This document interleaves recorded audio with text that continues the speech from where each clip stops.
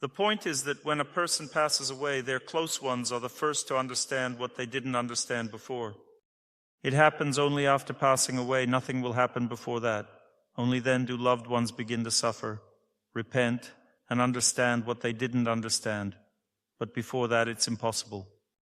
I hope you won't choose this way of proving that you're a good person and following the right path. We are diagnosing fate. What's your name? My name is Dylan. Dylan, let's be honest. After talking with me, did you feel any relief in your heart or not? Did something happen or not? Yes, there is some feeling of relief, but I still need to listen to this again and think it over several times. You see, he's a very thorough person. He doesn't accept everything right away. When you feel relief here in your heart, it means we were talking about the right things. If you listened sincerely and didn't feel relief, it means we missed something in our conversation. Maybe I missed something. A feeling of relief here in the heart indicates the right answer, because the Lord gives the right answer in the heart and He makes the decisions. I can't decide for Him. Whether you accept this or not, He decides there. You are right saying that you need to listen many times. That's how your mind works. If you suddenly felt this, then follow this path.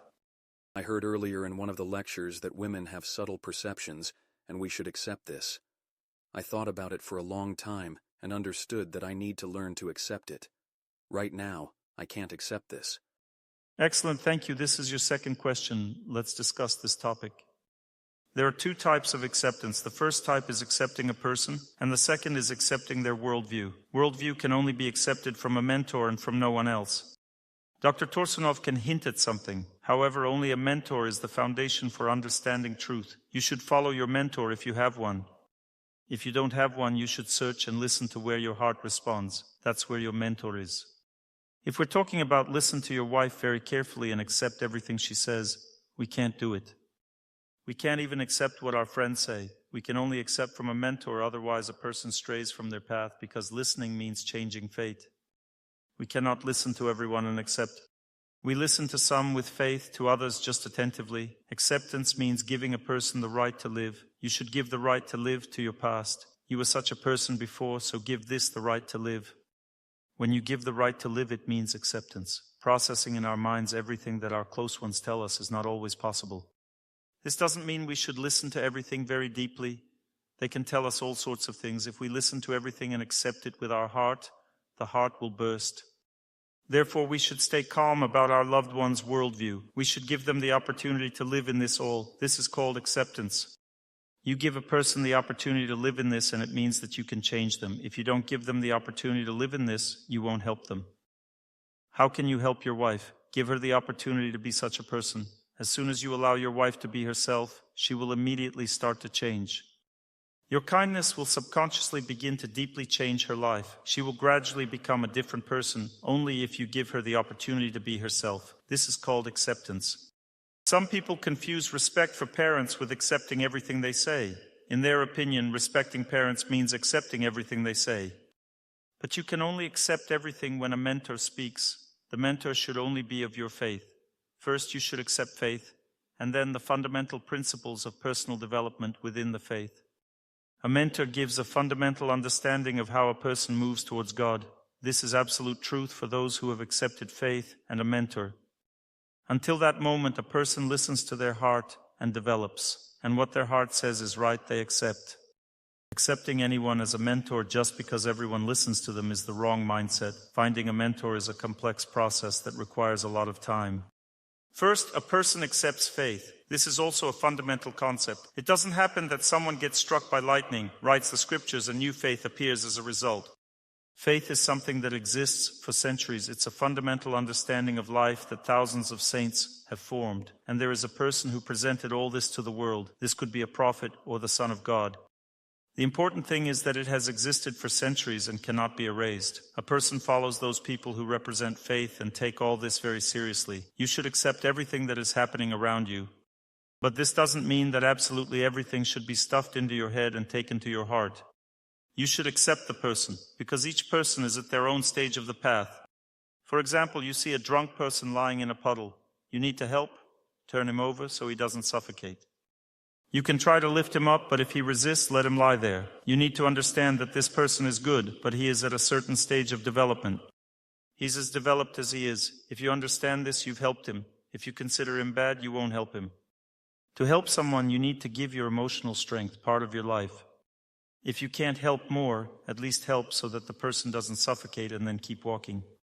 If you've accepted that your wife is at a certain stage of development, you've already helped her. Nothing else needs to be done. It's pointless to process everything she says. Because a person's heart in this world belongs only to God. God acts only through elders or kind people. Who are kind people? When they speak, your heart responds. God acts through two categories of people, kind ones and spiritually elder ones. An elder is not someone who has lived long. An elder is someone who is closer to God. Acceptance means giving a person the right to live. Listening means simply letting a person speak out. Let them tell you everything they want. This is normal. Most importantly, when they are telling you something, don't be surprised by anything. We have a lot of foolishness inside. All people on earth have an ocean of foolishness inside. A person can tell so many interesting things. Your wife is a very principled person. She first cuts and then looks at what happened. That's how your fate works. I feel better now. That's it. You're on the right path. We've achieved our goal. God said, now everything is right. We had a good talk. If it feels better, then that's the way God acts. He just makes everything easier. He shows us the way. Today we are talking about the same thing, about how to determine fate. What will help me out of the crisis? The heart will. Good afternoon.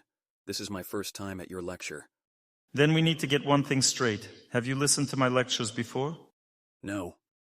It makes no sense when a person who has never listened to my lectures asks me a question. It's like I came to confess my love to you, but I'm seeing you for the first time. There's no point in continuing the conversation.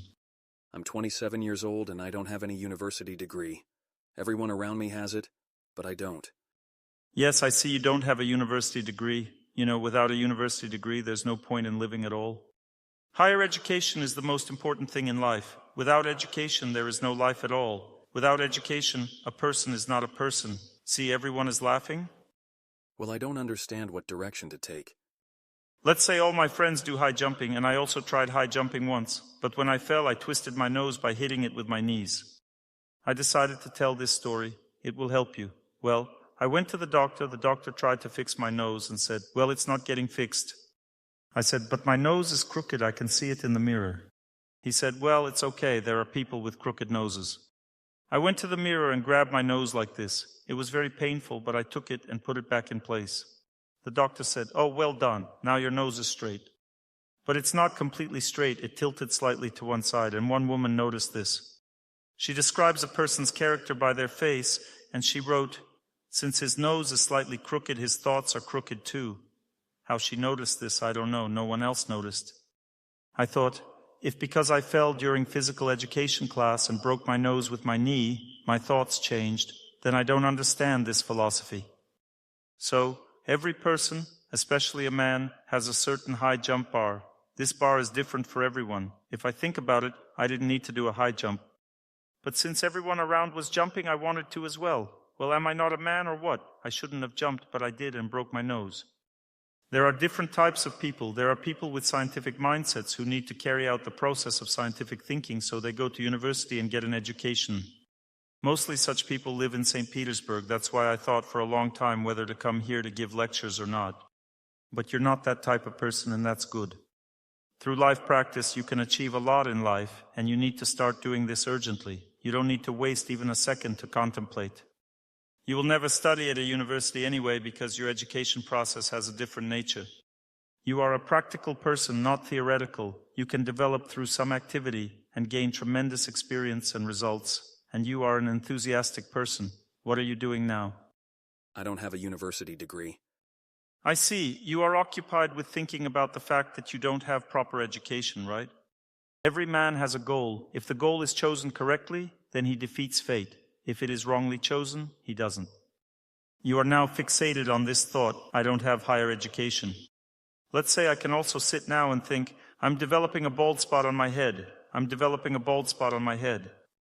Good idea, right? To sit and constantly think about it. The bald spot won't stop developing, believe me, and life will be wasted.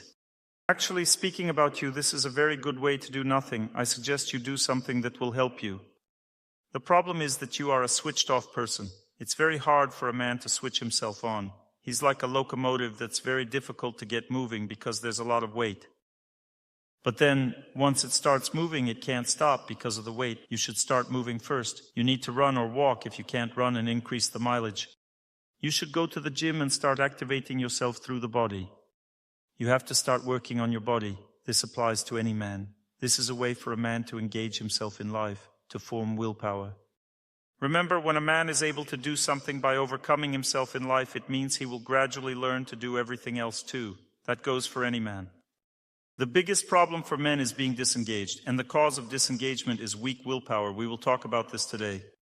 A man's willpower is formed only through the body. Therefore, every man must force himself to do exercises, practice cold water swimming, go to the gym, run. He must do everything that is acceptable according to his nature.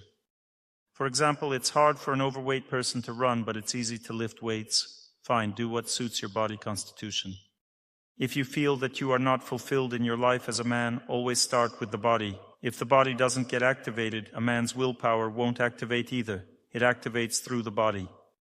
If the body is lazy, willpower won't work for victory. Therefore, start with the body. Start running, jumping, doing push-ups, pull-ups, cold water swimming, anything. And when you achieve success in this, the next stage of male development will be organizing your life. So when a man has a little willpower, he begins to limit himself in meaningless activities. For example, limiting thoughts about not having higher education. This is a completely pointless activity that won't lead you to your goal. And also watching TV, playing computer games. These are pointless activities for a man that won't lead him to his goal. Organizing life means giving up meaningless life and starting to do something useful for people. Not for yourself, but for people. This is the second stage of male development. And the third stage of development is when a man, living the right way, forms potential within himself, an impulse to action. Impulse to action means when you want to do something for someone. There won't be money from this yet, but this is a good stage of development for men, called a hobby. A man develops something he likes to do. It could be repairing something in the garage or something else. Got it? There's no benefit to anyone except him. But if a man does what he really likes, it means he has started to live. He has transformed from jelly into a person, you understand? That means he has started to live, and soon the time will come when he will find an activity that provides him with means for living. To do that, he needs to get a job when he already has the strength. It can be any job that wouldn't be repulsive to him. He should find something where he could work for some time. There won't be money at this stage yet, but he should be able to stay at one job for at least 3 years. If he comes to the point where he simply enjoys working, enjoys doing something for others, from this moment he can unlock his abilities. This is not yet his destiny. This means that at this stage he will understand what he can do more effectively for others. And this also means that he will start earning money. And destiny is only the next stage after that, when a person puts some mission in life above money. To receive a mission, a man needs to develop as a person, not just as a professionally suitable person. That means that profession doesn't give a person their calling. But personal development gives it. When a person puts some action above money, they enter the stage of destiny. This is your path. First comes the body, and you can't skip over it. Excess weight means aging.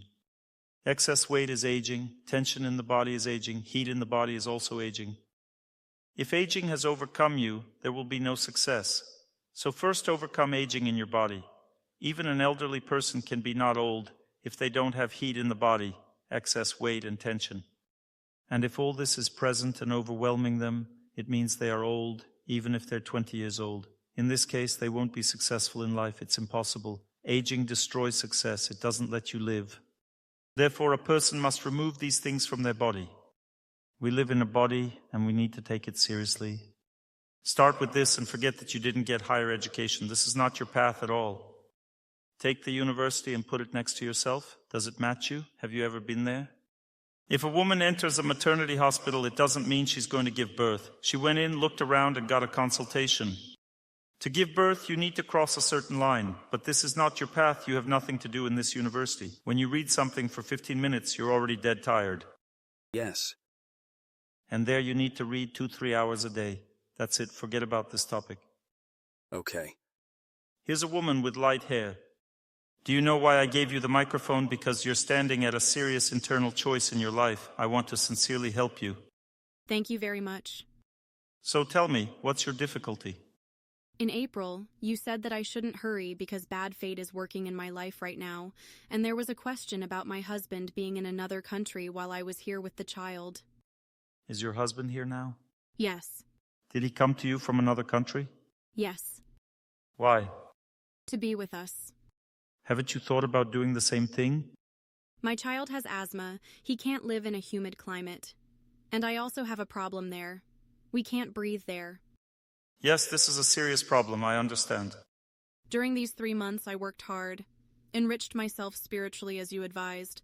But again, we have such a big wall between us. Misunderstanding. Misunderstanding of what? About moving or what? In our relationship. How am I supposed to act? Is it possible to revive our relationship? Because now I see more negative than positive in our marriage. Why are you asking me this question then? It would be better to quietly get divorced. After talking to Dr. Torsunov, getting divorced becomes many times harder.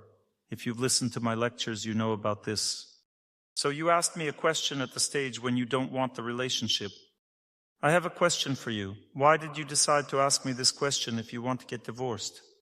Somewhere deep in my soul, I don't want to.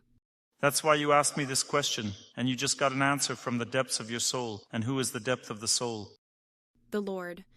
So who doesn't want you to get divorced? The Lord, God. If you understand that God doesn't want you to get divorced, why continue discussing this topic? But how should I act? This is the main question you should have asked me. How should I act? Your husband is a kind person who, despite all your quirks, came to you and doesn't want to leave you. This is the first thing I wanted to tell you. And you know this yourself, deep in your heart. This is the first thing you need to understand. Second, I already said today that the picture we've drawn for ourselves in life is not the truth. It's just your imagination from the past. You see, every person has some wonderful moment in their past lives. This wonderful moment can be called happiness. When we are born in this life, we want to repeat that plot.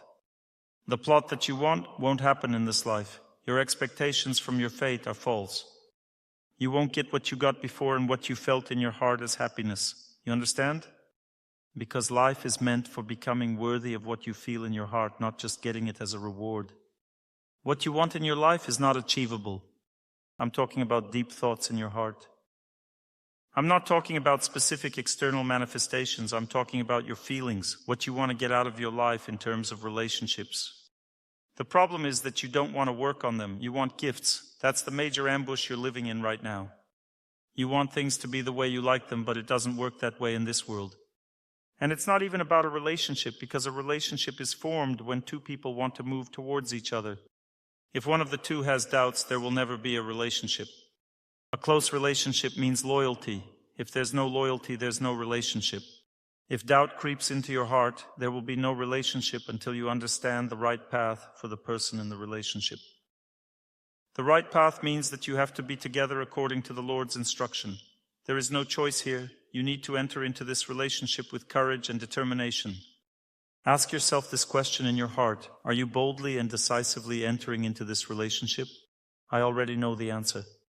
Imagine I'm sitting in my apartment 2 hours ago thinking, should I go to the lecture today or not? That means there's not going to be a lecture. Whether I go to it or not doesn't matter. The lecture will only be held if my heart is strong enough to want it to happen. Relationships are such a thing that when the heart wants it badly, everything will work out. When the heart wants nothing, nothing will happen at all. You're doomed to failure from the start. If you're not willing to accept your fate, nothing will happen. What you're waiting in your heart for won't happen in this life, no matter what. Without effort, a person cannot be happy in this life. It's impossible. Effort means moving towards a relationship. The Lord has given you a good person. He came to you in spite of your condition. Every second in your heart, you betray him with your thoughts, and he still comes to you. Such is the mercy of the Lord towards you. Remember that in this world, a doubting soul will not be happy in this life or the next. These are the words of the Scriptures. There is no happiness in this world for the doubting soul. A person must first leave this path of doubt. The path of doubt is not a path at all. It's laziness. Only a lazy soul has doubts. The Lord told you to ask a question. He told you to be together, so be together and seek happiness in what the Lord has already given. Don't look the other way, then you will find it. But I'm not going to tell you how it's going to work out, because that's the mercy of the Lord. Only the Lord knows how it's going to work out. There's a lot of nuances for you. We live in different places. He doesn't understand me, even though he tries his best to understand you. There's one problem. Do you understand yourself? Honestly. Not always. Then how can someone else understand you if you don't understand yourself? How am I supposed to understand myself?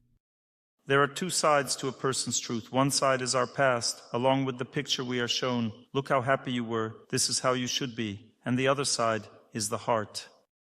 The heart tells you, be with your husband. A person always chooses one of these two sides. And that's called understanding yourself. Either you go for pleasure or happiness like your spouse, then life is full of torment and useless. Or you follow your heart, and then you will certainly understand yourself. But you haven't yet chosen your path. That's called doubt. You're accepting both the path of the heart and the path of your desires. You need to choose only one of these two paths. If a person chooses the path of desires, they degenerate, dream away, don't live, just exist. If a person chooses the path of the heart or the path of duty, accepts what the Lord has given them, they overcome their fate and find happiness. What do you choose? The path of duty. So we didn't talk in vain. I was right about you. I knew it was going to be a difficult conversation, but I chose you anyway because you are the right person. You need to follow that path now. If your husband reminds you, you have to accept that reminder, because in a couple of days you'll start to drift away again. Tell me, please, after all, my spouse intends to take me and my son to his country. What should I do in this situation? It's possible. Asthma is a disease that has two factors. One factor is toxins. They are overcome by proper nutrition. Greens are such a nutrition. One of my assistants has already developed something. He's just testing it now. You can grow greens right on the wall. There's such a small installation for a wall. Greens are the food that really makes a person healthy. Eating lots of greens is expensive right now, but it grows by itself on the wall. All you have to do is make a little device and that's it. It just grows and grows. You will harvest 5 kilograms of greens per month. You plant it and you don't need to do anything. You don't need to water it. Everything grows on its own. You just plant it and that's all. There's no cockroaches or bugs. Nothing breeds there because it's not nature. It's a wall and they can't fly into the house. The first issue is nutrition. Greens are your salvation, remember that. Greens means less toxins, you won't suffocate, that's the first thing. The second issue is movement. When a person starts running, everything goes away. When I was young, I had shortness of breath. I cured it by running, and it went away. Even you and your son will be able to live in this climate if you lead a healthy lifestyle. Try it. When you do that, try to move along with the lifestyle change. You will show your husband your path, your direction, and then he will be eager to help you. When it all aligns, everything will resolve itself favorably in your shared fate, positively in a couple of years. You need to meet him halfway. He will meet you halfway and you will probably live somewhere else without compromising his work. How could I help him realize himself in this country? He won't realize himself in your country, but it will also not be the place where he lives now.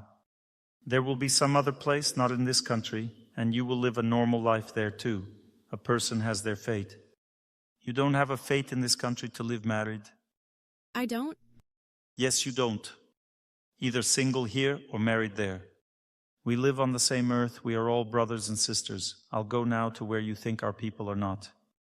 Everyone in Europe is waiting for me. I will get there and be accepted by people. To me, the earth is one big home, but time has its influence on the earth. When time has a bad influence, it creates contradictions between countries. Politicians have to follow the laws of these contradictions, which means there are conflicts between politicians. People should understand that anything can happen, and that's not the most important thing. Many things exist in this world. There are friendly and not so friendly relations. It all exists, but that's not the main thing. All humans are the Lord's children. They are all equal. It's good to live anywhere. If you have the right attitude, you can live well anywhere. I'm just scared out there. Because the climate there doesn't suit you. Morally, a person lives with the Lord. They don't live in some country. They just live with the Lord, you understand? If they live with the Lord morally, they will be happy everywhere. I understand everything you're saying. Sometimes people live in prison. Morally, it's not good, but it can't be helped. That's the way fate works. That's about how I felt. It will pass. You'll move to another country, and you both will be happy there. You'll go through all the trials of this particular path. Go back to your husband, lead a healthy lifestyle, overcome illnesses in your fate. This is your path. If you can't handle it, come back here for a while. He'll still be grateful to you. He'll see that you will make steps. He'll also make steps towards you. That's the way life flows. People should strive for each other, and then they'll succeed. You're being stubborn. You're saying he should move here. He'll be worse off here than you will be there. Because he's the kind of person that it's very difficult for him to create the relationships and connections on which his activities depend. If he comes here, he'll be completely lost like a boat at sea. You understand? He just won't be able to adjust to this life. It's dozens of times easier for a woman to adapt than a man. When a man moves to another country, he's as stiff as a board. Even just a different language for a man is absolutely overwhelming. When a woman arrives somewhere after 2 months, she's already saying, "Thank you very much." It's difficult for a man to adapt to a different environment, but it's easy for a woman. Her psyche is structured in such a way that she easily accepts everything new, changes herself and the people close to her. Thank you very much. Be happy. I think I'm going to talk a little bit about life and fate now. We're having a practical discussion today. Do you like that style? Good.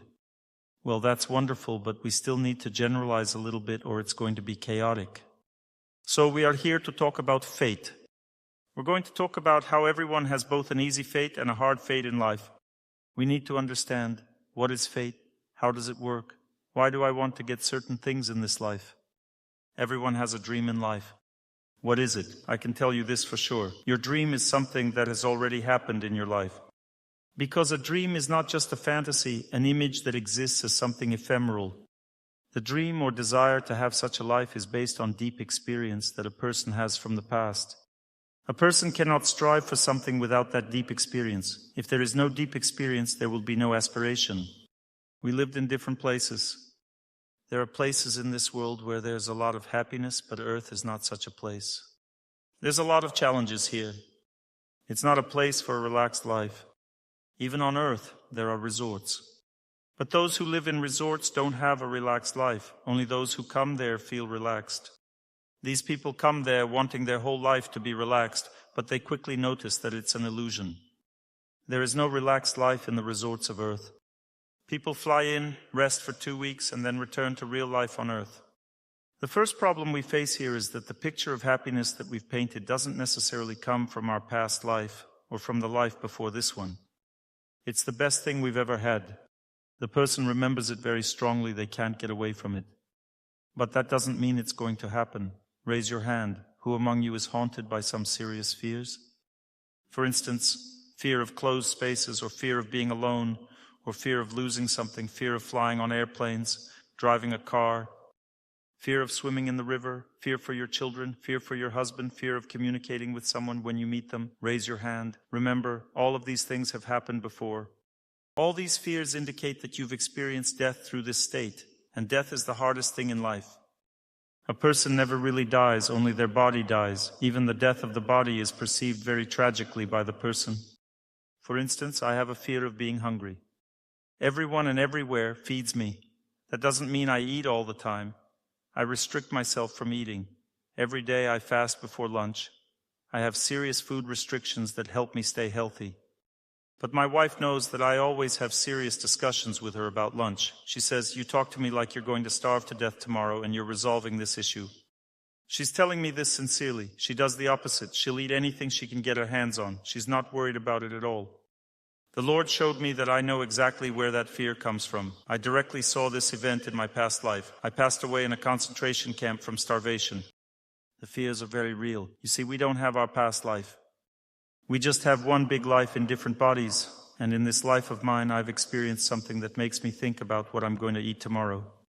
Why did I mention that? Because we are in Leningrad.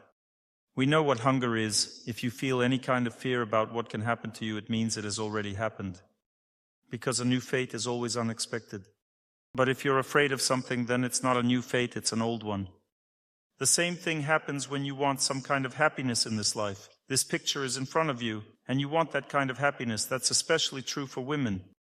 They were born for happiness. They want a lot of things from birth, and when a woman sees a man, she thinks he will fulfill all her plans.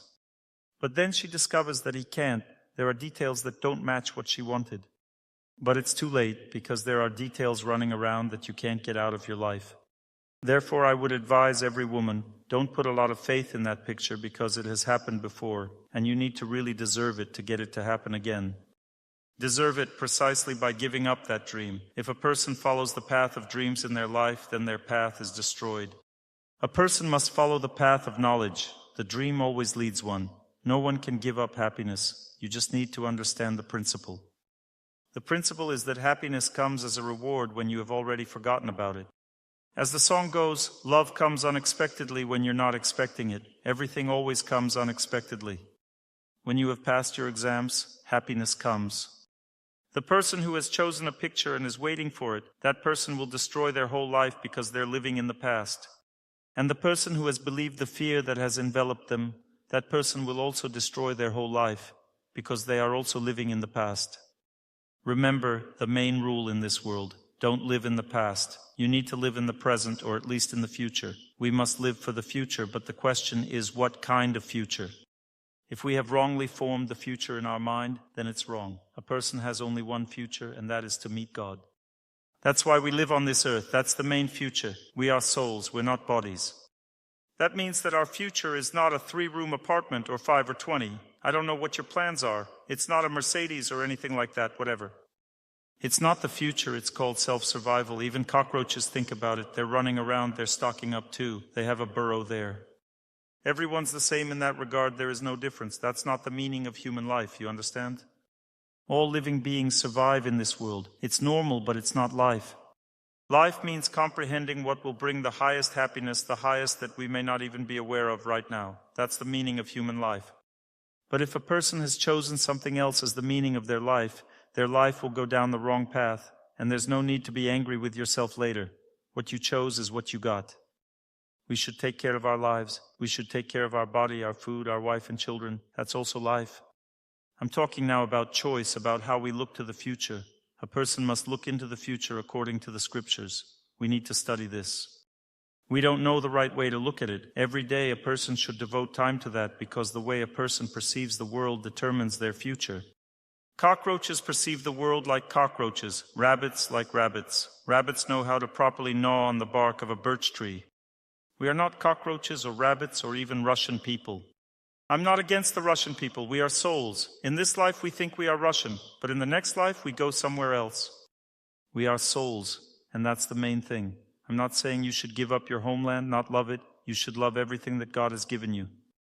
But if we're talking about shaping the future, there are 3 things you need to give up in order to find happiness. First, you need to give up your dream because it is already in the past, it has already happened. A dream means that you are not doing anything, you are just waiting. This is similar to what we were talking about with the woman. There is some inner picture that she hasn't told me about, but I know it's there. It prevents her from accepting what she has now. You need to give that up because it's a delusion. You also need to give up fears. A person is afraid of something. One person told me that when she saw one person, she realized that she got what she was afraid of. After living with this person, she realized that her perception of him was wrong. From a position of fear, we can ruin our whole life. We saw a person, our fate is personified in them, and there are serious traps in fate. And I'm starting to live with a person and think, oh my God, that's what I thought. I saw the fear that I've experienced in my life, and that fear says to me, look, you will fall into that trap again. Don't fall for it. It's a trap, an ambush. If a person is afraid of something just for no reason, then they are destroying their life. The next way to destroy their life is to think that the future should be the same as everyone else's. Everyone strives for a TV, for a washing machine, and I should strive for a washing machine. Everyone wants European-style renovation, and I want it too. Everyone wants an Apple Watch, I want an Apple Watch too. That's a misconception of your life. The truth is that everything you see around you right now is like a beautiful dream. You can see everything around you in different ways. It's going to be similar to the truth. I'll give you an example. I have been studying since childhood what past lives are. I have seriously immersed myself in this subject, and I continue to study. And God gave me an understanding of other people's lives, their fate, and myself. You can say, Dr. Torsunov, you have a certain stage of schizophrenia. By the way, I've been told that before. You see, people confirm what I tell them. They agree that's what they have. And you see all of that confirmed, so you can doubt that diagnosis, right? Furthermore, a schizophrenic has certain signs. He has an anxious look. I don't have an anxious look, it's calm. There are signs of mental disorders. There are people with a slightly different perception of the world. I consider myself as one of those people. I have sought to comprehend this truth, the deep life of a person, and I believe God has revealed to me something from my past. I don't want to tell you about it now. I saw these pictures in my life, which I didn't live now but lived before. And one thing that struck me is that these pictures are very important to me. Therefore, I tend to say that this is my life. Although in this life that life did not exist, you also feel it in the form of strong fears and in the form of strong desire. A person feels their past. It may not be a developed feeling, but it exists. But that's not what I'm talking about right now. What I'm saying now is that everything I saw was like a dream, even though I really lived there. I won't look that far into the past. I was recently in Togliatti and visited the school I once attended. Childhood is an important part of life. I came to this school and started walking around. I see that it's the same school.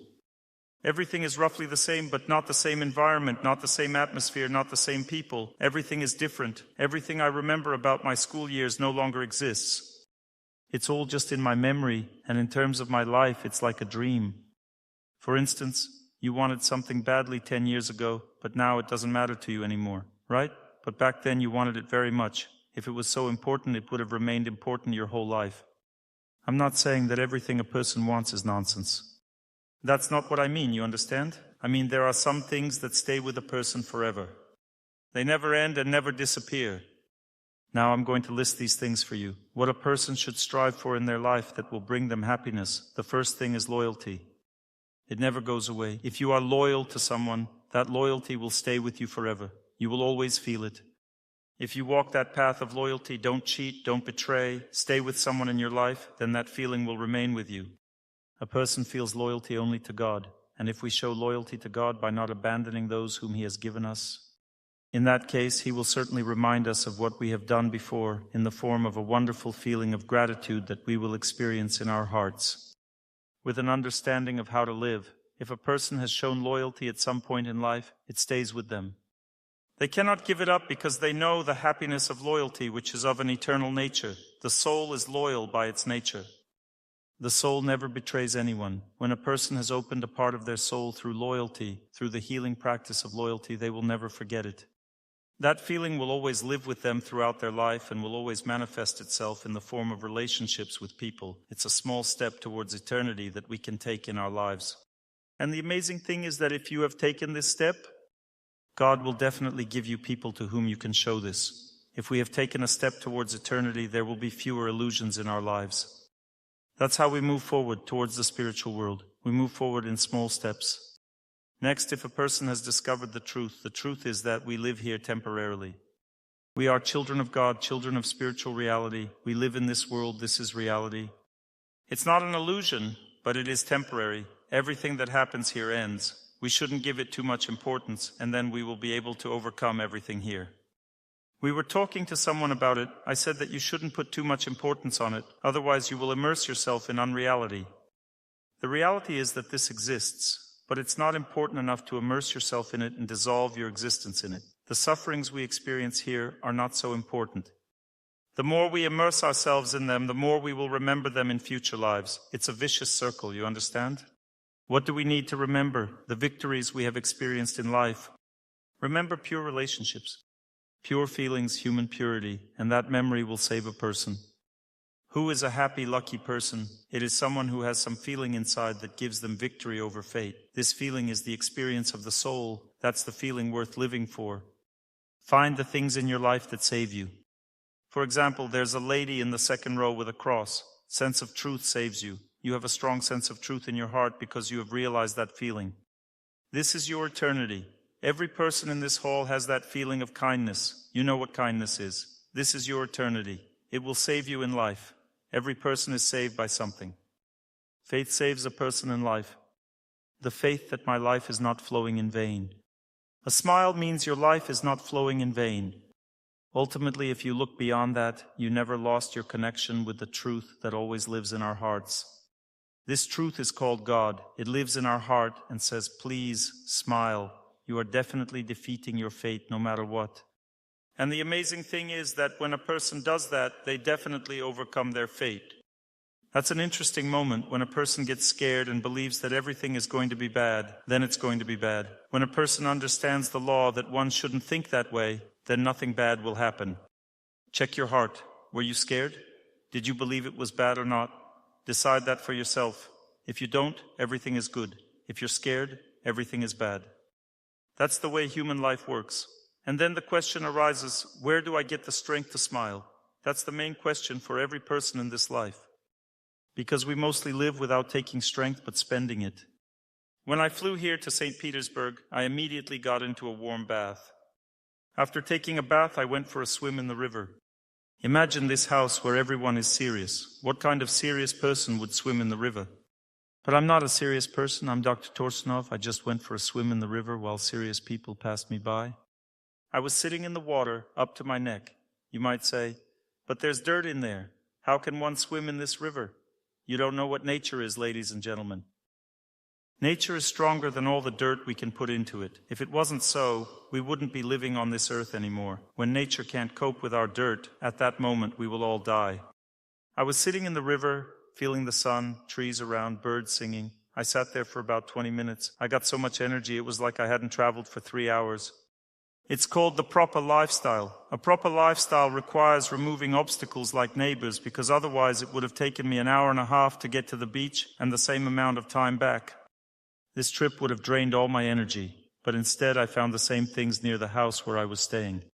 If you look at St. Petersburg, you'll find the same thing everywhere, lots of places where you can immerse yourselves in water. But for this you need to be stronger than what's happening around you. You all need to become a little different for that. No, I'm serious, because right now in this world, not just in this city, there's an unfavorable environment for proper lifestyle. If you're riding the subway and singing Captain, Captain, Smile, then maybe a well-meaning person next to you will call a mental hospital to get you help. Or maybe they won't call and think, let somebody else call. But if everyone around you is happy that you're in that state, then I'm wrong. One day, traveling between Moscow and St. Petersburg, I turned on my computer. I didn't expect it to happen, but something happened.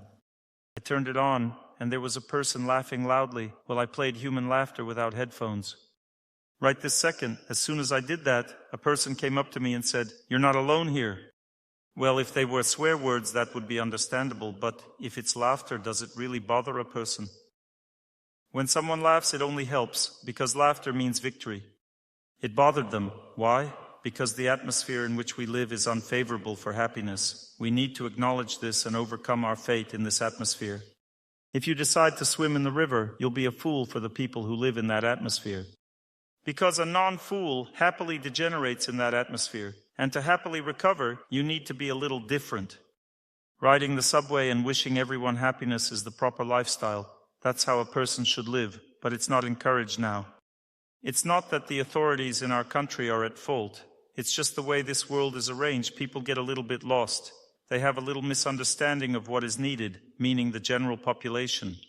In order to overcome one's fate, the first rule says a person must be a little bit unusual. For instance, you need to allow yourself to stand near trees. Even the dogs will tell you it's a little bit wrong. Every dog that walks by will bark at you.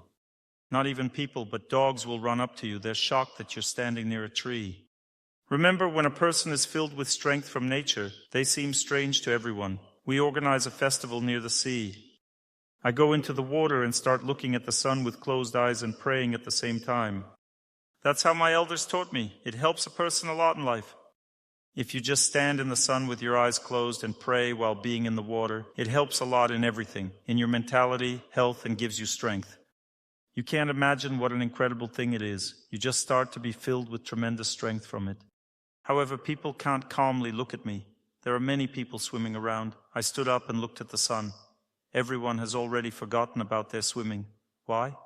Because when a person is filled with strength in the presence of others, it always evokes certain feelings. And they're like, look, a cult member. All around. They could just keep swimming. So what if the fool stands in the sun and looks with his closed eyes? What's bothering you? Just swim. No, they're staring. Why? Because when a person is engaged in something powerful, they attract attention. But attention is not always good. So if you want to remain nice in this world, you won't be healthy, it won't work. You'd have to go to the forest every day. And that's a lot of kilometers, not practical. If you want to be healthy in your park, become a little different, there are already people like that out there. You can see someone jogging, someone exercising in the park. Some old lady, a plump one, are doing some exercises, and people who are walking around laughing, "Come on, Grandma, come on." But the old lady doesn't pay attention because she will still be creaking for another 20 years, and everyone who laughs goes away quickly. Diarrhea, cramps, death. I'm telling you now that you need to learn to be above what's happening around you. This is the key moment of overcoming fate. It doesn't mean you need to become a cult member, a savage who doesn't respect the country, the culture, the people. That's not the direction to go. Because there's already a lot of weirdos in that direction. I'm saying that's not the direction to go. You need to go in the direction of understanding the higher meaning of life, studying it, and it's woven of certain aspects that a person cannot live without. Some people study the higher meaning of life, but they study it in a very limited way. They look at the highest manifestation. They pray, go to church with big bellies, and they are constantly sick, have some kind of suffering. They say, yes, that's normal. Everyone suffers. The reason for this suffering is that there are other aspects of the relationship with God.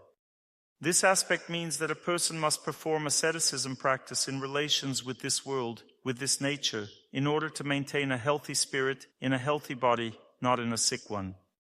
If the body is sick, it breaks a person, even a spiritually developed one. Breaks them down for what? Bad habits. Tension can cause a person to become an alcoholic, even a spiritually developed one.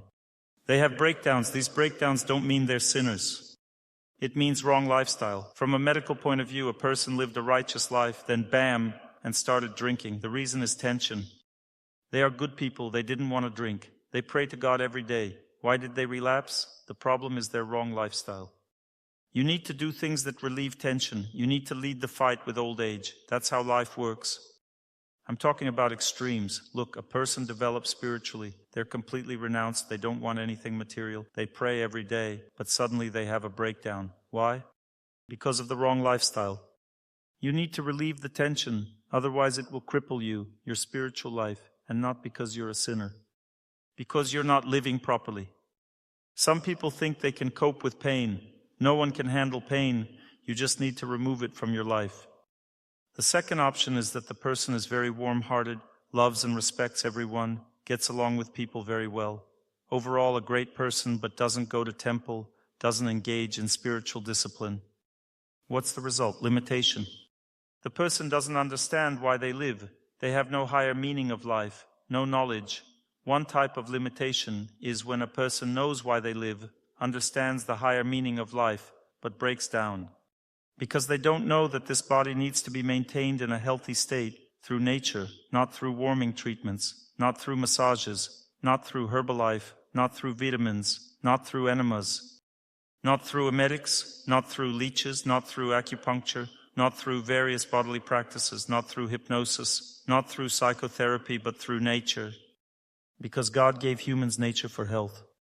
And you know that if an apple grew without chemicals, it's healthy. If it grew with chemicals, then a person interfered. So it's not as healthy, although it's still healthy. Some people think that if it's grown with chemicals, it's no longer an apple, you shouldn't eat it. But then what would you eat? Everything is grown with chemicals. If there's a few chemicals in the water, then the water is unhealthy. There's a stream not far from my house and everyone dumps their filth into it. It's not like I'm sitting in a stream and feces floating past me. I've never seen anything like that. It's pretty shallow, but there are backwaters where you can sit. I go there, sit in the water. There's fish there. They already know me.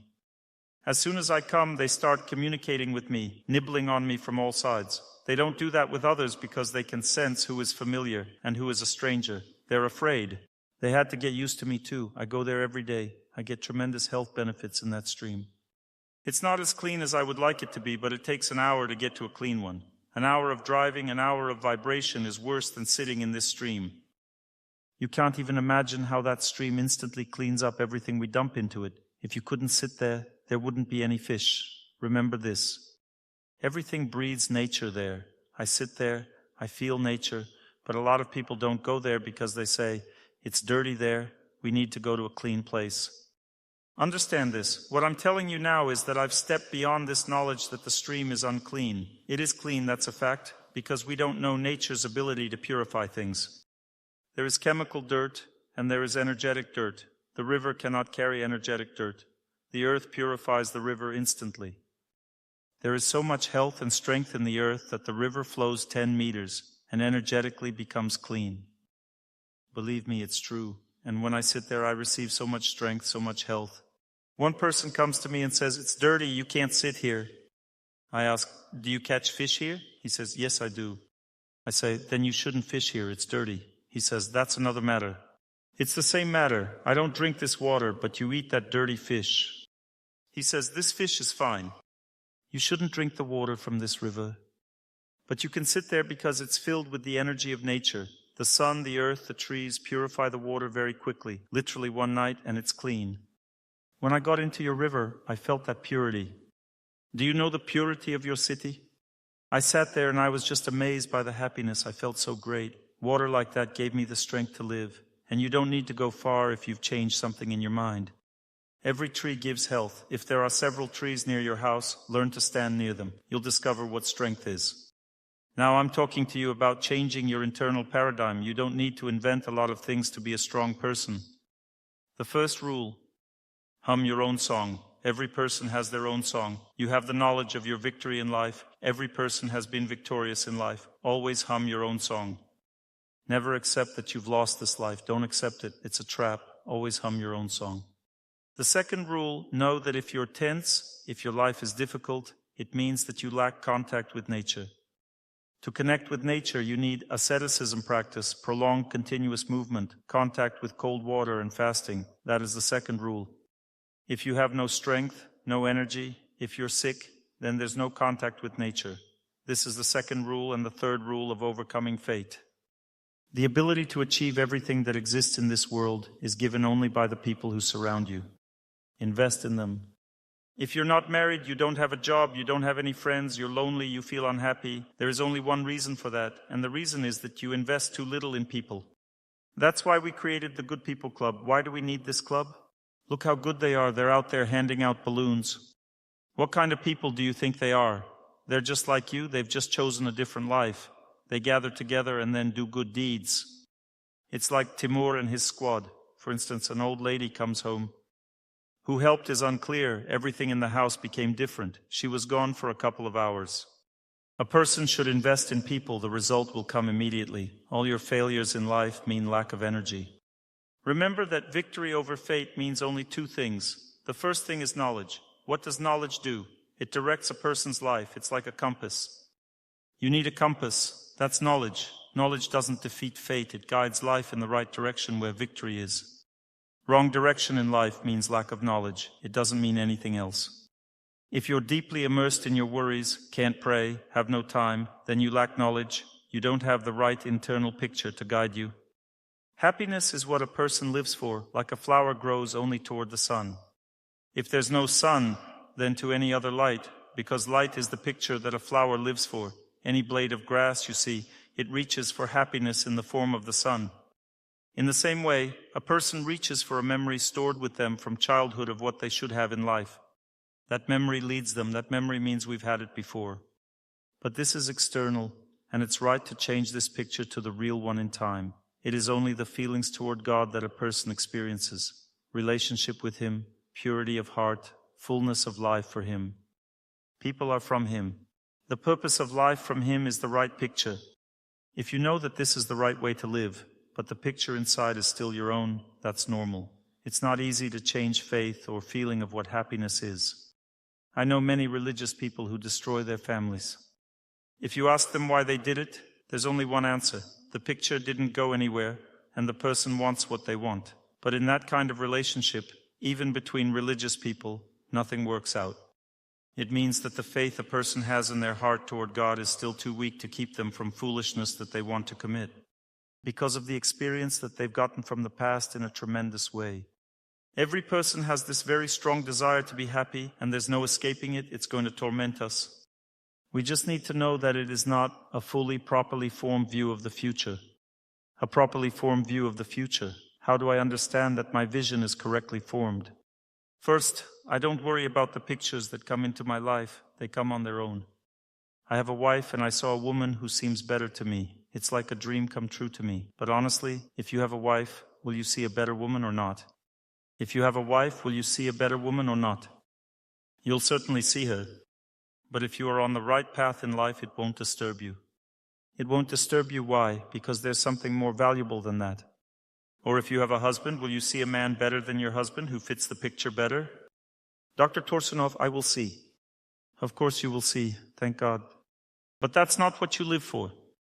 Only when a person is not disturbed by the joys that come into their life and take them off the right path, when they calmly accept joys and sorrows, constantly hum their song and seek God all the time, only then should it be considered that they possess knowledge, and their life purpose will be successful. They will live a successful life.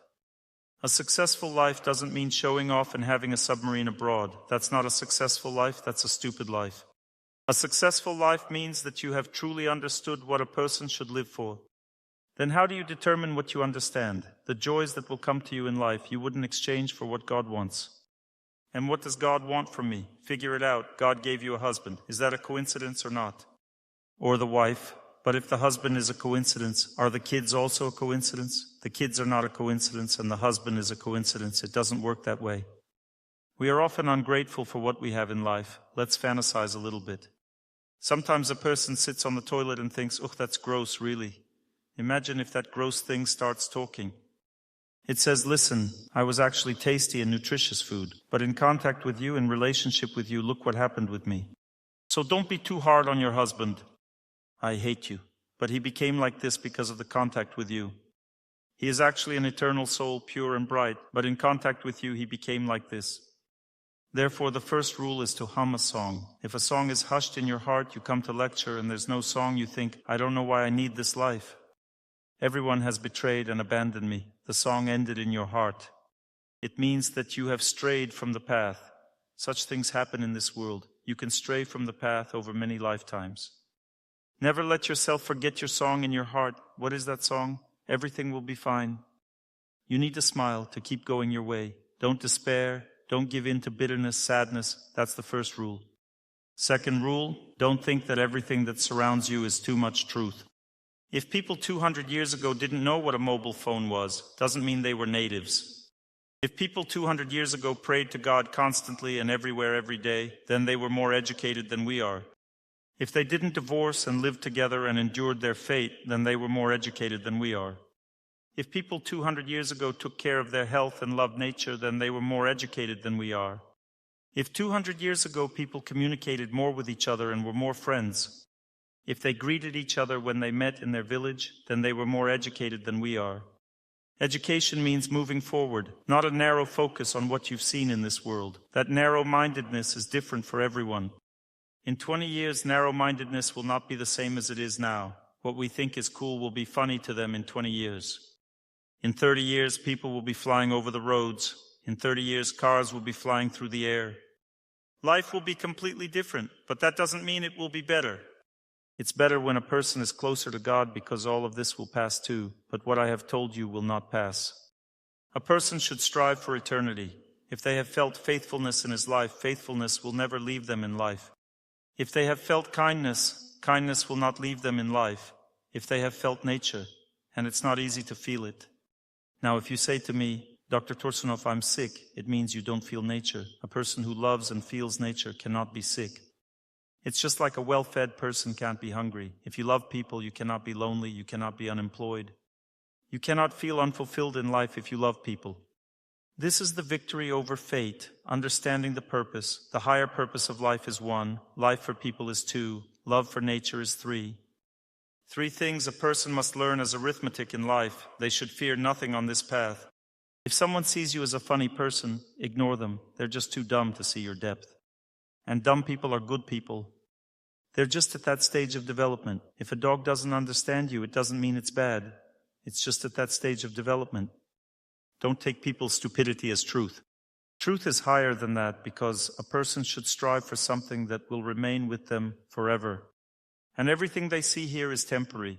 Our relatives are temporary, but they are necessary. They are necessary for us to fulfill our duty to God. And we need them so that we can comprehend the human soul, because it's only through others that we recognize ourselves. If we don't help other people, we won't know ourselves. There is no depth in an egoistic heart. Nature is needed to understand God's plan, His purity.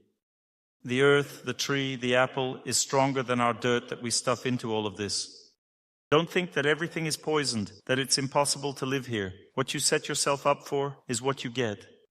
If you're set up for the purity of the river, you'll get purity. If you're set up for dirt, you'll get dirt. A person starts running. They believe it will save them. Their knee starts hurting. They keep running until it goes away. That's how they will get their knee better.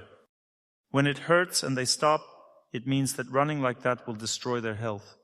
When a person gets scared that something hurts while running, it means that it will harm them. But if a person overcomes that fear and continues to believe in movement, in nature, then everything will pass and health will come. Do you understand this system? Hum your song, help others, and connect with nature is the foundation of a proper life. 3 things that need to be left in your life. First, a strong attachment to what is happening here. People think of me this way. They evaluate me like that. I'm afraid of this. I have such and such fears. We are very much attached to the temporal. That's our whole life. That's a fact. Well, just like I went to school, walked around it, and realized it only remained in my memory. Everything I see now, I realize is my school. It exists. It was all there. It's not an illusion. It happened. But that's the past. The same is true of what is happening to you now. That will become the past for you also. The past means only one thing. It's not so important. But there are some things that will never become the past. If you have been faithful to your husband, it will never become the past. It will always be the present for you. If you've learned to be kind to people, that means it doesn't matter how they are tuned up. They are all good. It doesn't matter whether it's Russia or the West. It doesn't matter what happens between us. All people are good. If we've kept kindness in our heart, it's forever. It will never go away. If a person has learned to build the right relationship with this world and has learned to be healthy, to maintain health in their life, then they die in good health. That's the way one should die. As they say, those who don't smoke or drink will die healthy. Everyone will die in this world. One should die healthy. One should live their life fully and die healthy. Leave this life with a clear mind. Then in your next life you will remember that and will live in the next life exactly the same way, no matter what anyone tells you. This is called knowledge. Knowledge is something that never passes or leaves the heart. No one can blow it away. Knowledge always brings one happiness. That's real knowledge. There's a picture of us receiving some awards, some gifts. All people on earth are only striving for gifts. That is an illusion. I want this or that. Why don't I have that in my life? It's all an illusion. It doesn't mean it will never happen. Reject all of this now for the right things. Those right things will fill the heart. Don't worry, the heart will not be empty. Some people say, by going to the temple you deprive yourself of happiness in life. Why are you limiting yourself? You should go to the temple and have a little drink. We must live. We shouldn't limit ourselves. Cheated on your wife a little bit, had a little drink, and went to the temple a little bit. There should be enough of everything in life. There's only one life. We should fill our life with quality. There is no such life. It's either there or here. It's either up or down. If it's a little bit, it's down. There's no such thing as a little bit up. Only with all your strength can you go up. With whatever strength you have, go up.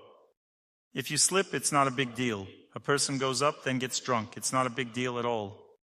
He kind of left his wife, but he's on the right path. As he left his wife, he says, Dr. Torsunov, I didn't want to leave. It just happened, honestly. Well, I liked another woman. I went to her. I say, honestly means you don't even know. Can't even imagine what kind of kick you'll get from God. But honestly, you'll be glad for that kick. That's honest. Did something stupid. Got a kick, take it into your life and enjoy it. But if you don't rejoice in the kick, but honestly kind of sin, then that's not honest. Honestly, you left your wife. Fine, got a kick out of it, processed it, moved on. Now you'll think about whether you should leave or not. That's honest. You just need to know that we will be responsible for everything that happens to us here. And we will be held seriously accountable for it. This life is not a child's game. Although everything is temporary, it's not a game. Everything is very serious in this world. It's better to do what needs to be done. Not what you want to do. You'll say, how is it to do everything that needs to be done? There is only one way. That way is called relationships. Just as a flower that doesn't reach for the sun will die, so a person who doesn't reach for relationships with those people who are going to God will die. If you have free time, go to a place where people think about God. Go to the temple of your faith, your culture, your tradition. Nothing needs to be changed. You just need to go where the flowers grow towards the sun. The principle is, what you fill yourself with, that's where you go. That's the main principle. Life itself will fill us, especially if you're feeling bad. When bad fate weighs us down, we cannot go. The main first sign that bad fate is at work is that a person's will and faith is paralyzed, and there's a feeling in the heart, nothing will work out. That's the way fate works. A person is not supposed to stand still. Fate has acted. Go. Go where? Where they overcome fate. A person should stand up when fate acts. It doesn't act to break us, but to strengthen us. And fate likes it when we act in the right way. It backs away from us when it sees we are on the right track. Stand up and fate will back away from you. It's active, alive. If you're moving forward, taking action, standing up and not giving up, fate likes that. It's not evil, it's kind. It just wants us to become strong. The female strength is love. The male strength is willpower. Each person follows their own path in life. A woman should follow the path of love. That's her strength. She should forgive and love everyone, be faithful, stay where she is and take care of everyone. That's her strong path, her strength. Some women think that's a weak path. They need to be strong-willed, tough and hardened. They choose the path of a man. Everyone has a body. Women have bodies too, so they need to move. No matter how beautiful they are, they still need to move or they will get sick. Any human body cannot exist without movement. But if a woman is only focused on movement, it means that she hasn't understood that she is in a female body. There is no love in her attitude. She runs around all day, jumps, doesn't cook anything for the children, doesn't love her husband. That means she's a loser in this life. She doesn't follow her path, doesn't align with her body, you understand? A bird should fly, a fish should swim in water, a woman should love. What God has given, a person must carry in their life. Man must become strong, strong-willed, overcome difficulties, defeat his fate. He must be ascetic, strong, move a lot, be active, work hard. This is the male path through which a man overcomes his fate. He cannot sit around and love like a girl. The male body requires living like a man, even if you have certain inclinations. If you're a poet or a writer, you still need willpower because you are a man. Walk, run, jump, do exercises. It will save you. If you don't do all of these things, you won't be healthy. A woman who doesn't love everyone, doesn't care about others, won't be healthy. She will be depressed and her life will be ruined. We have discussed the highest aspect of life, and I say it over and over again. If fate has knocked you down, go where people are praying, and it will save you. The path to get there is like how a plant receives light from the sun, so a person receives fate from other people. If you sit in depression, you take from depression. If you sit with those who pray, you draw strength from them. If you want to overcome your fate, go where people overcome their fate, and you will definitely overcome it. If you didn't go, that's your choice. You stayed home, that's your choice. You think it's enough to look on the internet, that's your choice. There are two things. There is knowledge you can get from the internet. There's no strength. But when you come to a lecture, you receive strength. Why do people attend lectures? At every lecture I say the same thing. In the 7 or 8 years that I've been coming to St. Petersburg, I haven't said anything new. Why do people come to lectures? They receive strength, but not from me. There is an atmosphere here that defeats fate. If I do everything properly, which is why I come here, it creates that atmosphere. In this atmosphere lies the meaning of my life. You may say, Dr. Torsunov, such a big hall, it's a lot of money. You're laughing because you didn't understand what I was saying. This money is going to spiritual purposes, and that's important to me. I want that money to go to those spiritual purposes. That's why I need it. But I don't spend that money on myself, otherwise it would be ridiculous to live my life while talking about such serious things. But money is necessary. Without money, there is no life. What is money for? This is a very important question in every person's life. If a person believes that money is needed for themselves, then that's one level of life. And if they believe that money is needed for the people who work for them in their manufacture, then that's another level of life. Level of life means possibilities. I'm telling you about the 3 levels of life right now. And if a person believes that money is needed for people to move toward God, then that's the 3rd level of life. A person who believes that money is needed so that people can move toward God and gives all their money for that purpose, such a person will not be poor. They don't need to sustain their own life. Check it out, learn about it. This person will always have the means to live their life to the fullest. A person who believes that money is needed to support those who work for them, such a person will never be poor and will always have power. This person will receive everything they need to be in charge here, on this earth. And if a person believes that money is needed for their own desires, then they will always be poor, no matter how much they earn. Did you remember it? How important it is to understand this thing? Everything that happens here is very important. We need to figure out how to do everything properly. Now you say, I want to stop being poor. What should I do? The rule is very simple. If you want to stop being poor, it's a good idea. Who are the leaders in society? Those who have stronger desires than everyone else. They make everyone else do something, change something in this life, while everyone else sits in the swamp.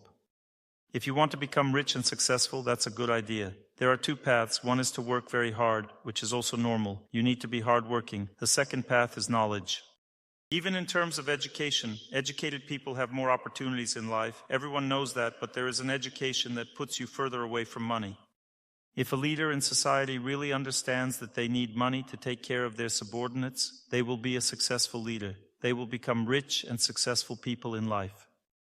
And if a person understands that even a little bit, they will just be a manager. But if a person doesn't understand it at all, they won't even be able to be a manager. A person who hasn't understood that money is needed to take care of people cannot be a leader. And if they became like that, it's very temporary for their fate. Fate will definitely knock them down. And now we see how many people sit down to think about life. They haven't fulfilled their duty by being a leader. The time comes and they sit down to think, some for a lifetime, some for a few years. This is not a coincidence or the will of any person. This is the pattern of life described in the scriptures. If you misused God's trust, you receive punishment. We are talking about success. There are two paths. The first path is to work yourself to death. That path is foolish. You should work, but not work yourself to death.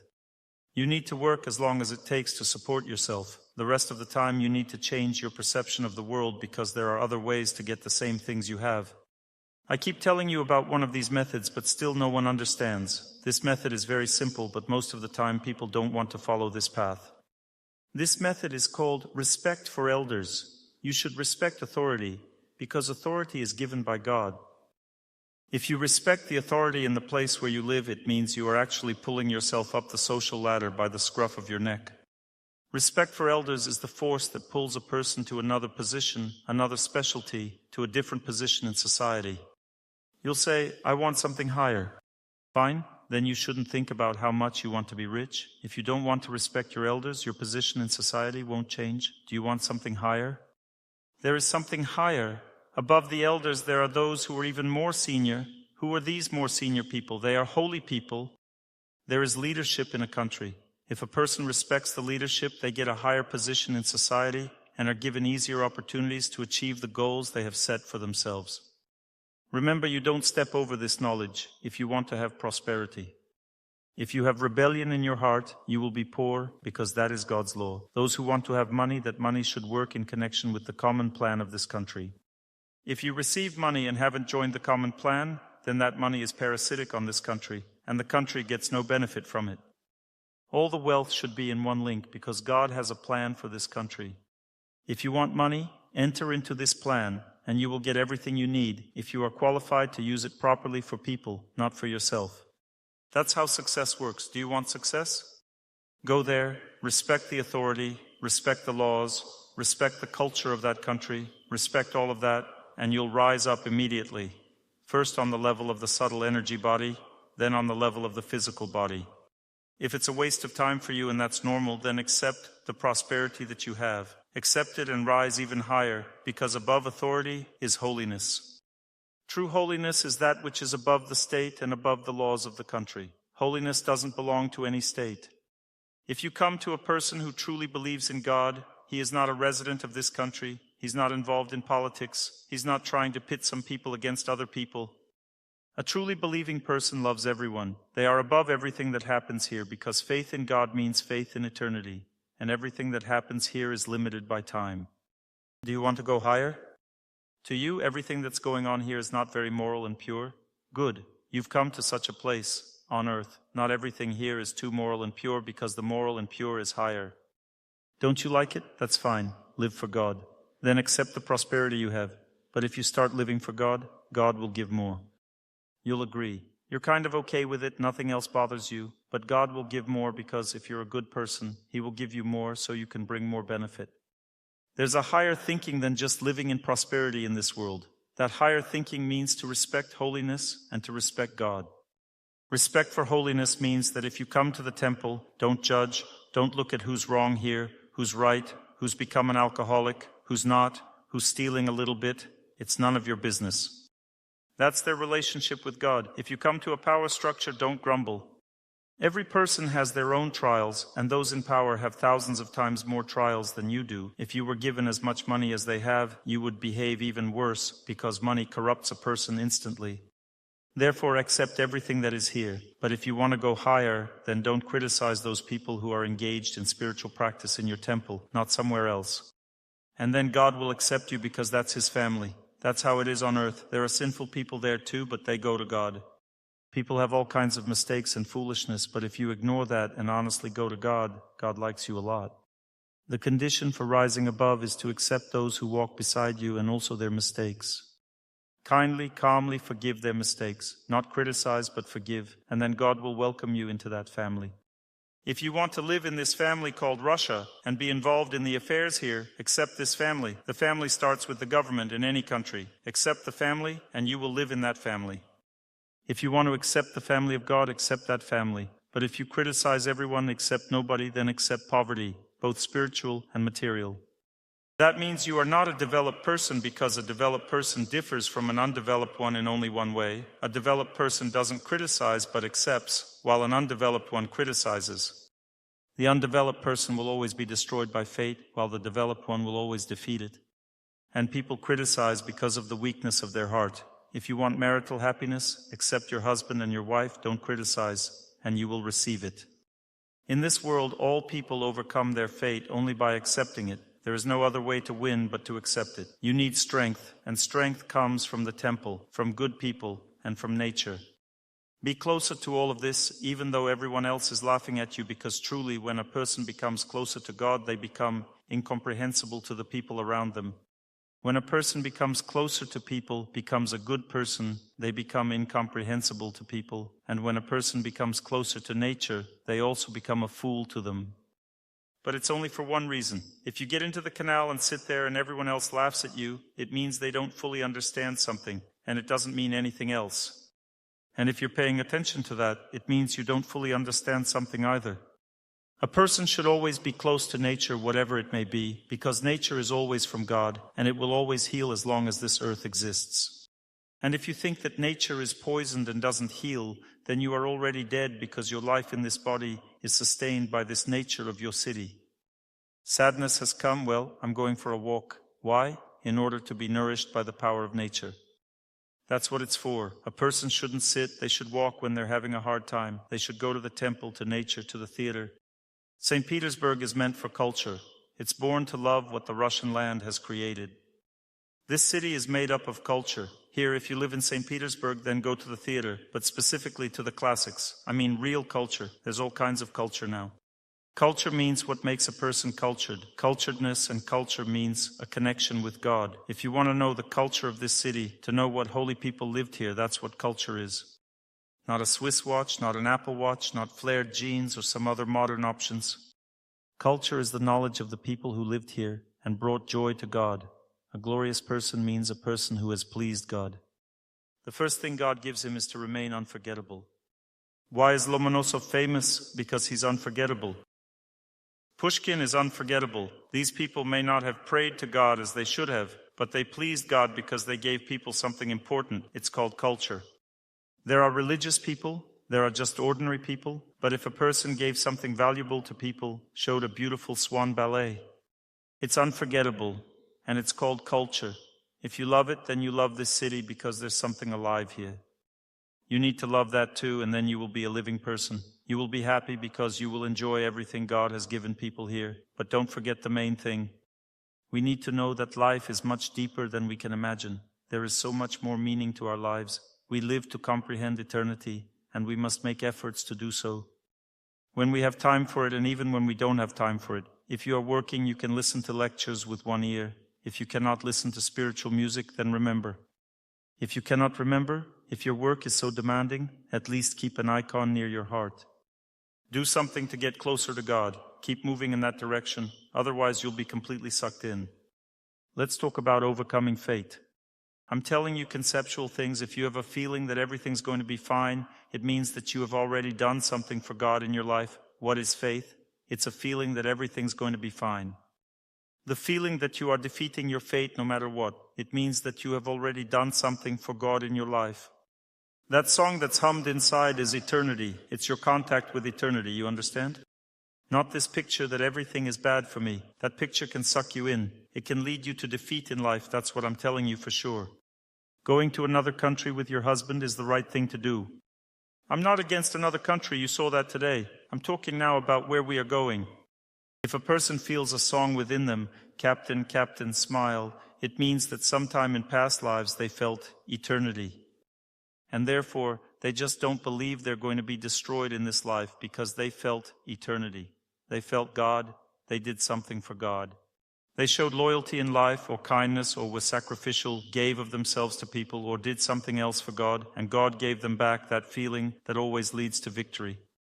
If there's no feeling of victory, you should try to take it from those who do. This is very important. Without it, a person cannot live normally. That moment when you took a breath with all your heart and understood that everything's going to be fine. At this moment, your life is just beginning because your life has an eternal nature. And you were born on this earth only for victory, not for happiness, but for victory, because happiness comes to a person only when they overcome their fate. That is the law on this earth.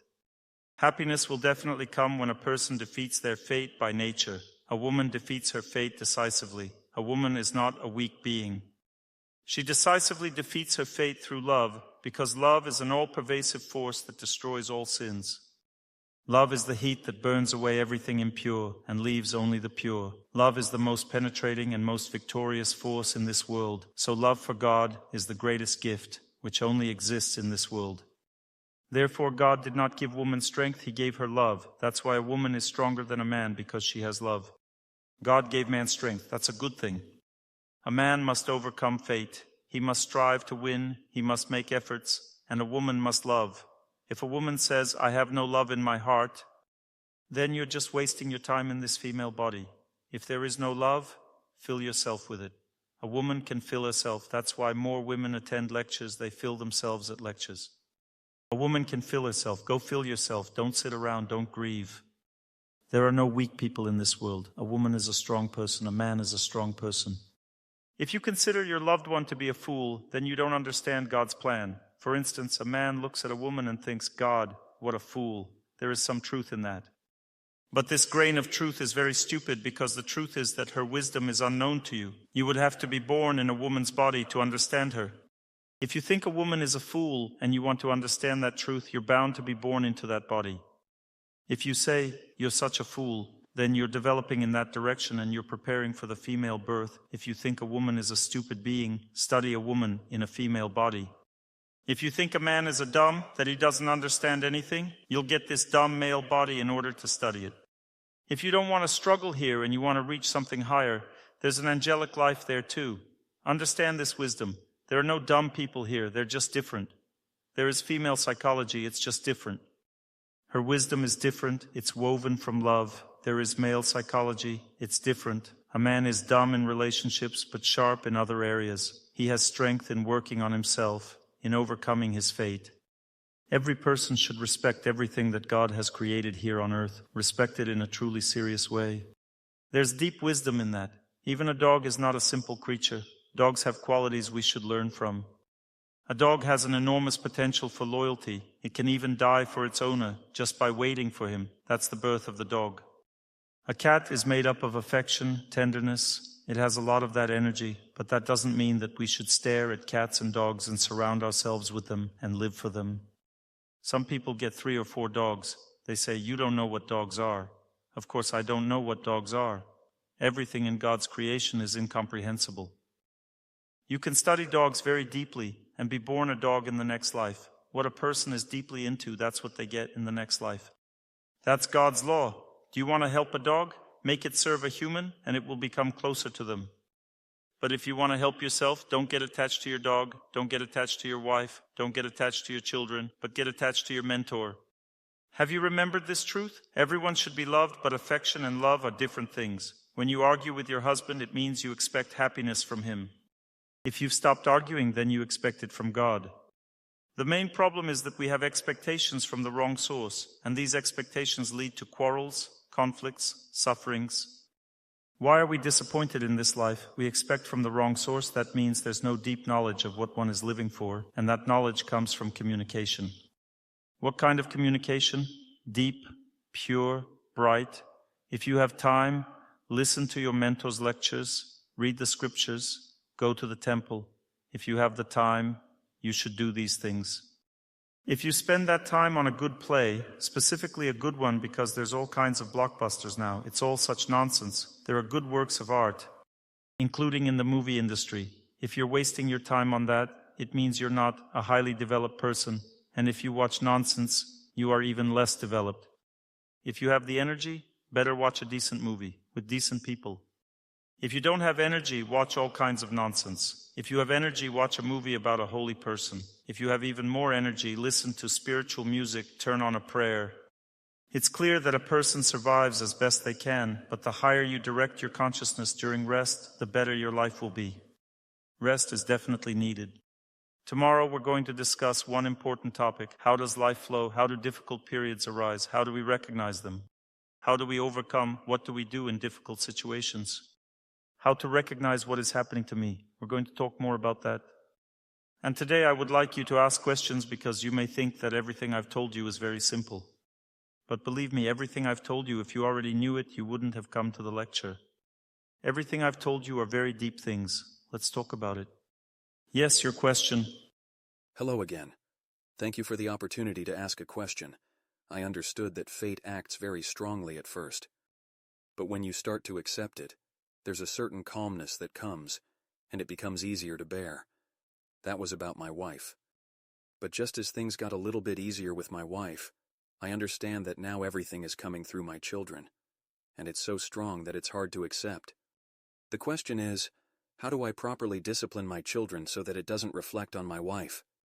Can I answer that? Look, it's an unusual answer. At first you won't understand what I'm talking about. When a person maintains a stationary position of the body, they're pushing time out of the body during this process.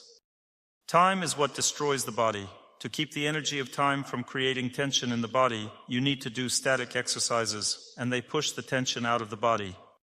But at this time I can have two attitudes. The first attitude, I tolerate. Because I know that if I tolerate it, I will live longer. I tolerate the heaviness, the stiffness of the body. It says, you can't, don't do this exercise anymore, stop. But I keep doing it and breathing properly. The second attitude, knowing that this is bound to pass and I need to think about something higher. I start thinking about prayer and I pray. I don't think about yoga or my body being heavy, I just pray. The second attitude makes it easier to endure all these sufferings when a person is doing yoga. There are two attitudes. The first one, you endure the situation and overcome it anyway. The second one, you already know that it will pass, you think about higher things, and then everything passes even faster. Now the answer to your question. In this case, this yoga exercise and life are very similar. When one tension passes at the top of the spine, tension will go lower, then lower. It never ends because if you've overcome one difficulty, there's another one coming up and there's only two ways to treat it. The first way you haven't understood yet is called patience. Patience leads to victory. No patience, no victory. And the second way, you just need to understand that it's bound to pass. It's bound to pass, and you need to shift your consciousness to a higher sphere of life. The children will become better right away. You will see that if you detach yourself that much. If you cannot detach, that's okay. Just breathe, be patient, and accept them. I have a child like this. I didn't expect this. That's okay.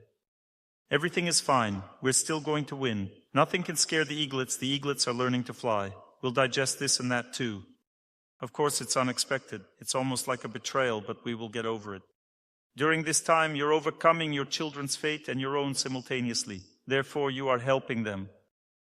If you don't digest that and start yelling at them, you're doing what's prescribed by their fate. If they're meant to be tormented, they will be tormented.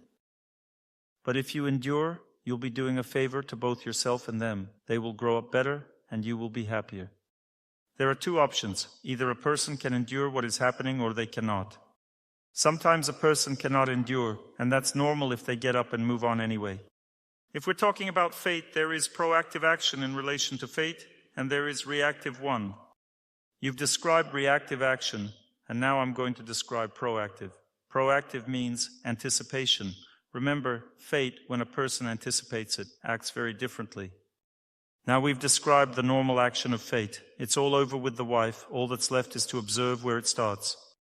And it will definitely start from somewhere because that's how life flows. It's made of these burdens. Just like when you do yoga, your neck is past.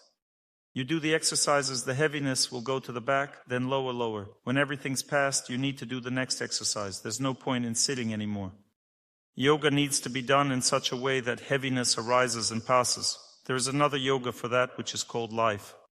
It flows exactly the same way. One heaviness arose, then the next, and you just endure. But it's an unhappy life, because a happy life is when you know in advance that it's going to be difficult and you think of something higher. There are two warriors. One says, "The tanks are coming," is an inexperienced warrior. The experienced one says, "Yes, I know there are tanks coming. Do you have a wife?" The tanks are coming, and he asks, "Do you have a wife? When we die together, will you remember her?" An experienced warrior thinks of something higher when tanks are coming. This warrior has a better chance of staying alive. Remember that. That's called real courage. When a person, seeing tanks, thinks of something higher, that means they're already experienced. It's called a reactive life. There's also a proactive life, and it's structured differently. A person doesn't have tanks coming. They just sit down and pray. When a person prays, what do? They draw out of their heart what is to happen next.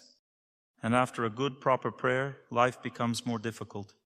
A person thinks, "I didn't pray, everything was great, I started praying, life got harder." Raise your hand, who has this happened to them? You're all living properly because if you keep praying, life will get harder, and then you will see how that heaviness goes away. And then there will be the next layer that you will easily overcome. In your life, those who have now raised their hands, if you follow this path, there will never be an insurmountable situation. You will never get an incurable disease.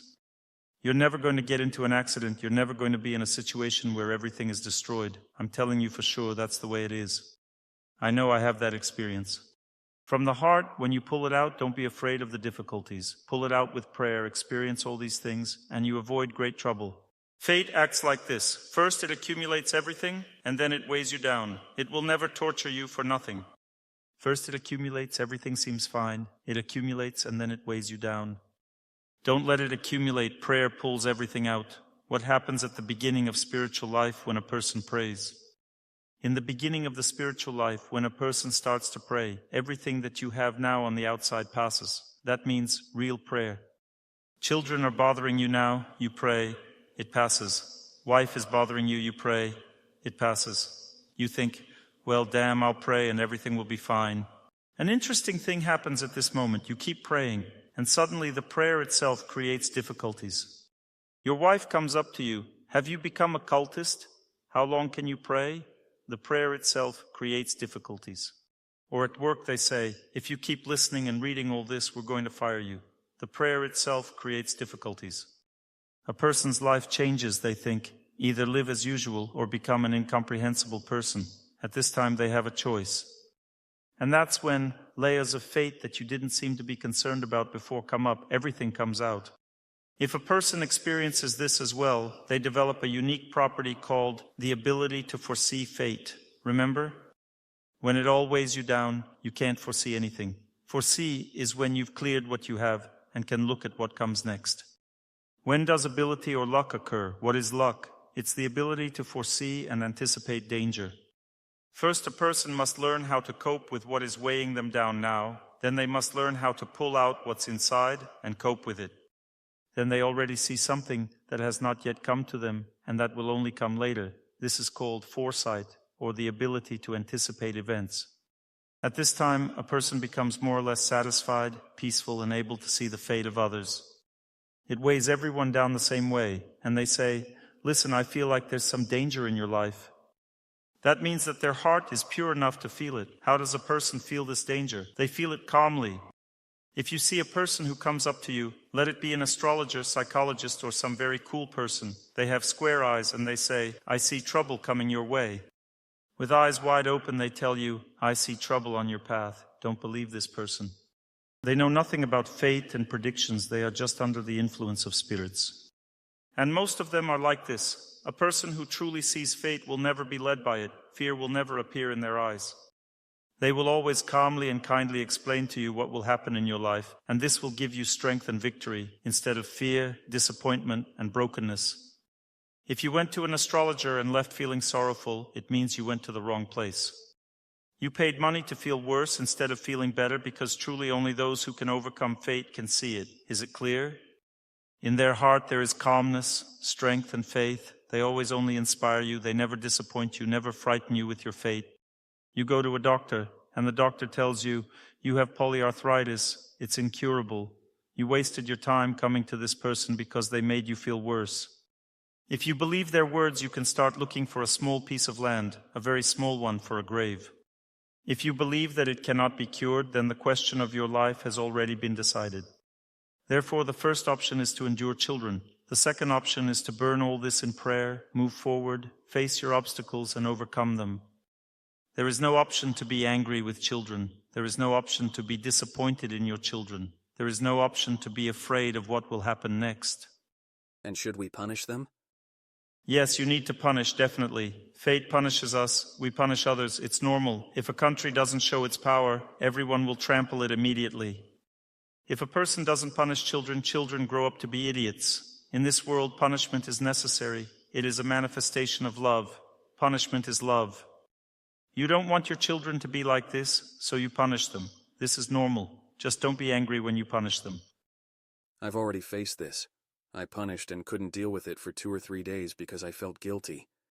There should be no anger, then it will be okay. Now the anger is gone, and we were already talking normally with my son. If you punished with anger, it means you will later be too permissive with the child, because you will be afraid to punish them due to your anger.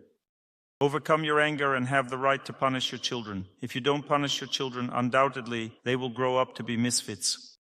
It's necessary to punish not only children, but also husband and wife.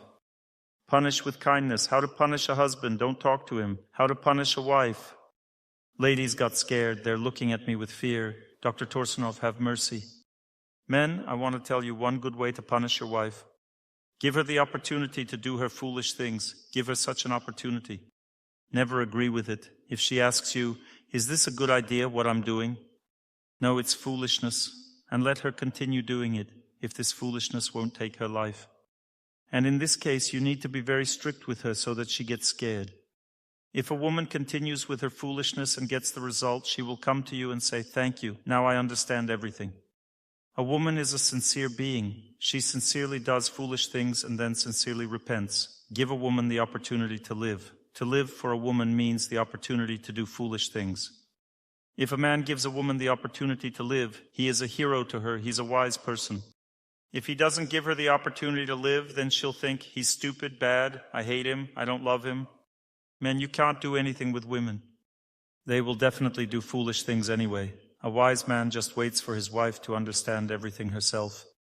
And when a wife sees such a man beside her, the time will definitely come when she will come to you and start consulting with you, because she already knows what will happen next. She sees your behavior that anticipates what will happen next. If you told her what to do and she doesn't want to do it that way, and you step aside, don't pay attention, a wise woman will come to her husband and say, "Listen, is it really better to do it the way you say?" And he will say, "Yes." A wise man won't say, "Ah, finally you understood that this is true." No, a wise man won't do that.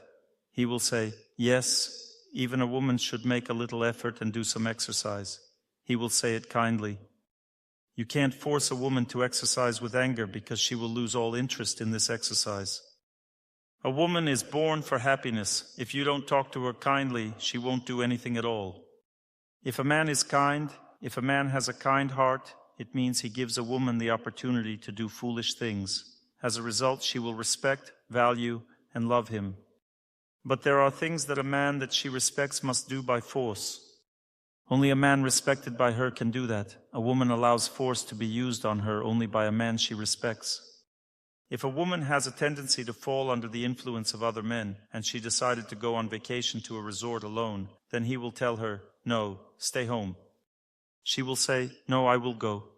He will say, "No, you won't go." And she will say, "I'll make you pay for this." "I agree, I accept, but you won't go to the resort." This woman stays home and preserves the family, because truly not letting her go to the resort means preventing the destruction of the family.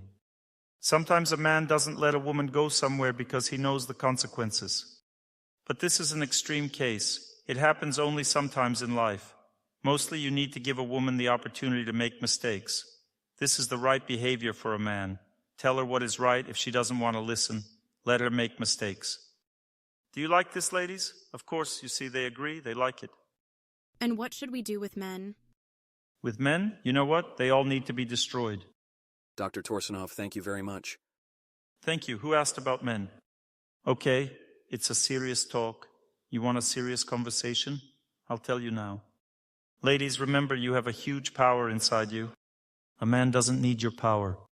He only loves your weaknesses, and you get used to being weak in relationships with men. Remember, only your strength, which you've forgotten about, can help a man, and your strength is in relationships. If you can separate yourself from your husband for a while, keep some distance from him while fulfilling all your duties to him, but not dance to his tune when he is wrong, then he will love you more and respect you more. He will truly value you only when you can show your strength in the relationship. And don't give in to him when he needs to prove something in life. You have this power, and it's greater than a man's. You just don't want to use it, ladies. You want to live more comfortably and simply. That means to make things worse. If you want to, do it now. One woman tells me, "Dr. Torsunov, you know, I live separately from my husband. I left and decided not to live with him anymore. And he started to quit drinking, apologizing to me. He comes and says, 'I want to start a new life. But I'm done. I don't want to live with him anymore.' My dear, you should have done this earlier, not when you already don't want to live with him. You should have punished him earlier by distancing him from yourself. You don't even need to leave him. You don't need to live separately. Just distance him from yourself. Show him your feminine strength, and he will truly start to become better, because a man understands only strength. He will never understand weakness. He needs to see strength, and only strength inspires him. There is feminine strength. It lies in relationships. There is masculine strength. If you are able to discipline your man with the help of feminine strength or your detachment from him, then your husband will be a successful, fortunate person.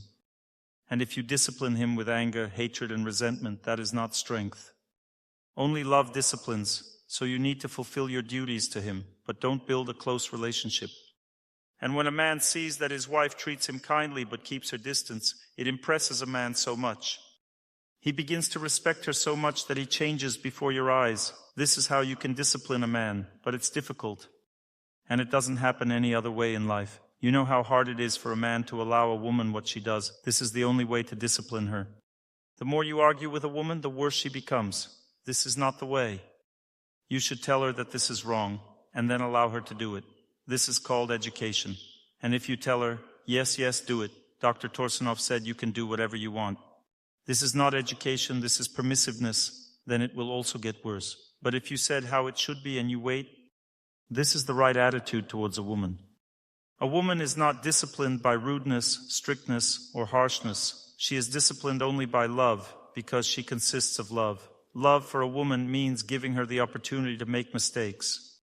A man is disciplined only by strength, because he consists of strength. Become strong in your relationship with a man. Save your husband. If you don't become strong, you will lose him. Is it clear or not? It's very difficult. Very difficult. Then you need to attend other lectures where it's easier. You need to understand that there are two types of life. One type of life means to have expectations regarding your fate. When a person lives expecting happiness, a person desires happiness. They always live in imagination. They wait for fate and live in imagination or memories. This is life within fate. There is no victory in this life. There is another type of life that a person hardly understands. This is called life in sound. Life in sound doesn't begin with me suddenly deciding to start a prayer. Life in sound begins with adopting the sound of prayer. Just as the aroma from one flower passes to another and pollinates it, similarly, prayer can only pollinate a person's heart through someone else's heart. It doesn't arise from within simply because I practice it. Therefore, there is such a process of prayer transmission or initiation. This process is not a ritual. It's not that you went through some ritual and received initiation after that. The adoption of prayer happens when you pray and listen simultaneously to those who pray. Life in sound means pronouncing sound while listening to someone else's prayer.